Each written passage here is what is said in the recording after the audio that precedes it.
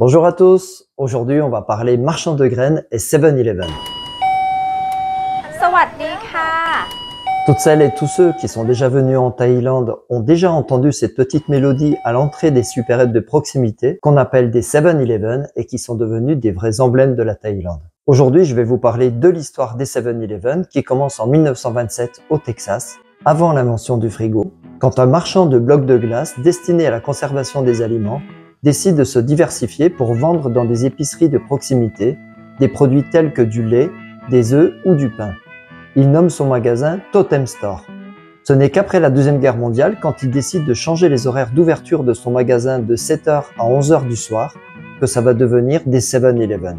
C'est aussi à ce moment-là qu'il adopte son logo qui va rester quasiment à l'identique, avec une petite modernisation de la typographie et un changement de ce trèfle à 4 feuilles en un cercle, et ensuite un carré tout en gardant la couleur verte de cet élément porte-bonheur. La franchise 7-Eleven va grossir aux États-Unis où elle va atteindre jusqu'à 3800 magasins avant de s'étendre à l'international, au Canada, au Mexique, mais surtout au Japon.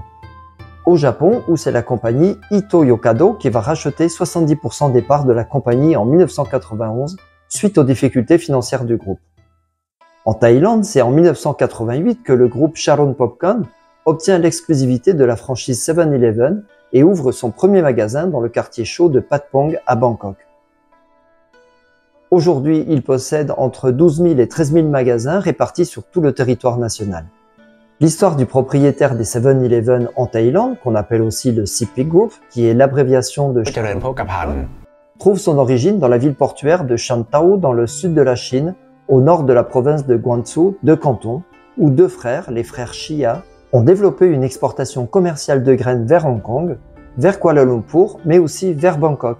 Et c'est en 1921 que ces deux frères ont ouvert un magasin de graines dans le Chinatown de Bangkok, sous l'enseigne Chia Thai Chong.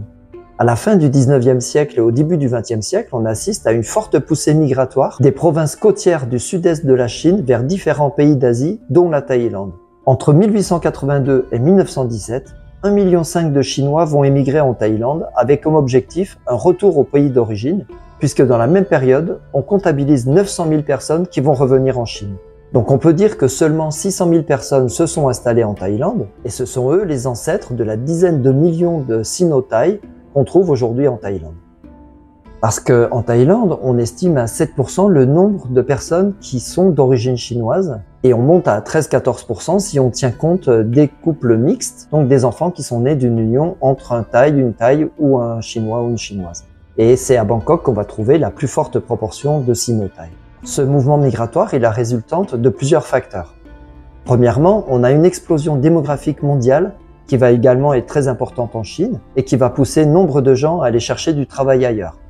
Deuxièmement, ce mouvement migratoire est lié à des troubles politiques en Chine.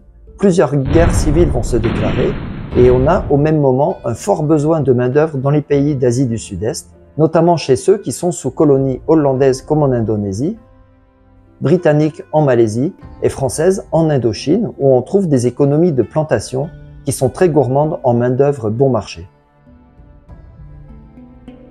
Nombre des immigrants du Siam sont originaires de cette province du nord-est de la province de Canton.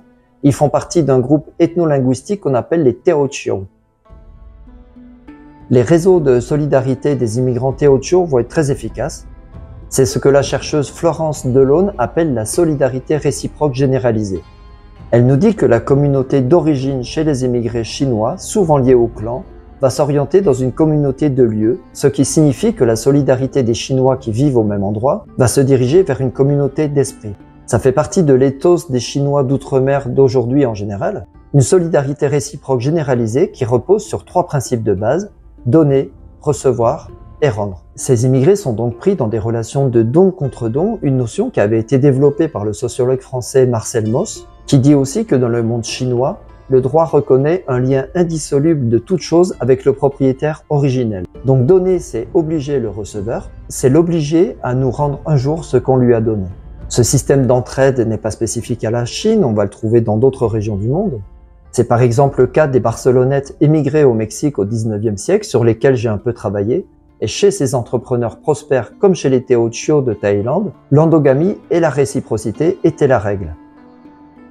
Chez les Chinois de l'émigration, la gestion familiale reste la base de l'organisation entrepreneuriale. Les immigrants en Thaïlande du début du XXe siècle étaient principalement des hommes célibataires qui se mariaient sur place et envoyaient leurs enfants se former dans leur village d'origine, et ils accueillaient aussi d'autres membres de la famille en Thaïlande. Et plus on est proche au niveau familial, et plus on est pris dans ces relations de don contre don, et c'est encore le cas aujourd'hui. Par exemple, le directeur du groupe Central, qui est le 5e conglomérat thaïlandais, a nommé récemment 30 membres de sa famille à des postes de responsabilité.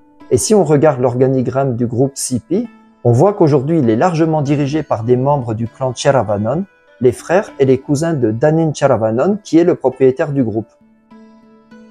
Aujourd'hui, c'est la plus grande fortune de Thaïlande, classée 45e au niveau mondial par Forbes. Le groupe CP, lui, s'est fortement diversifié. On retrouve non seulement la franchise 7-Eleven, mais aussi le grossiste Macro, et il a récemment pris des parts dans le supermarché Tesco Lotus. On le retrouve aussi dans l'agroalimentaire et les télécommunications avec la marque True.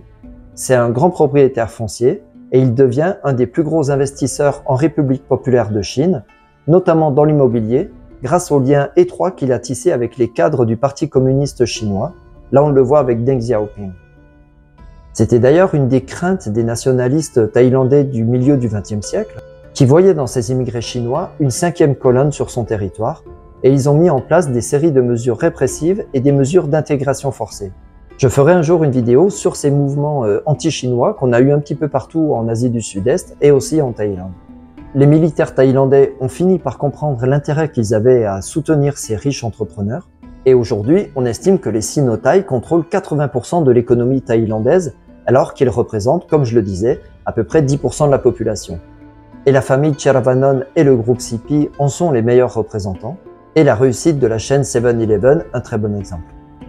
Alors qu'on aime ou qu'on n'aime pas les 7-Eleven, ils font partie du paysage en Thaïlande, et ils sont un héritage de ces grands mouvements migratoires de ces Chinois vers l'Asie du Sud-Est, desquels je reparlerai encore certainement. Voilà, merci d'avoir suivi cette vidéo. Comme d'habitude, abonnez-vous, likez, commentez, partagez, et on se retrouve très bientôt pour un tout autre sujet. Bye bye.